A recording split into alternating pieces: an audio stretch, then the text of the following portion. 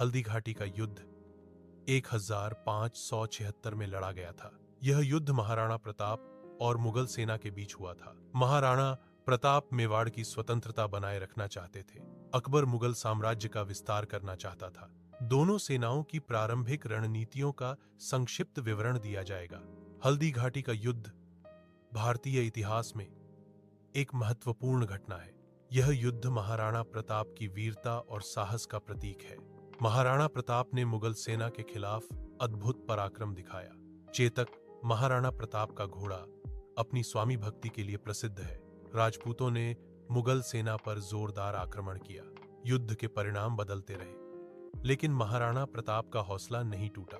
महाराणा प्रताप के शासनकाल में कई सामाजिक सुधार किए गए। उन्होंने कृषि को बढ़ावा दिया और किसानों की मदद की। गरीबों और जरूरतमंदों के लिए उन्होंने कई कल्याणकारी योजनाएं चलाई। उनके शासनकाल में कला और संस्कृति का विकास हुआ।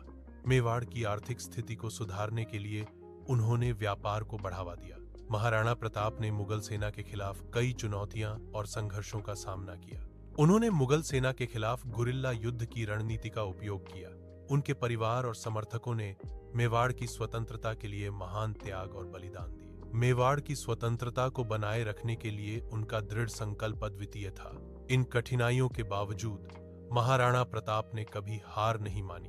महाराणा प्रताप ने मेवाड़ की स्वतंत्रता को बनाए रखने में महत्वपूर्ण योगदान दिया। उनके द्वारा स्थापित आदर्श आज भी प्रासंगिक हैं। भारतीय इतिहास में उनका एक विशेष स्थान है। उनकी देशभक्ति, साहस और बलिदान की भावना को हमेशा याद किया जाएगा। उनकी कहानी आज भी लोगों को प्रेरित करती है। महाराणा प्रताप की समाधि उनकी स्मृति का प्रतीक है।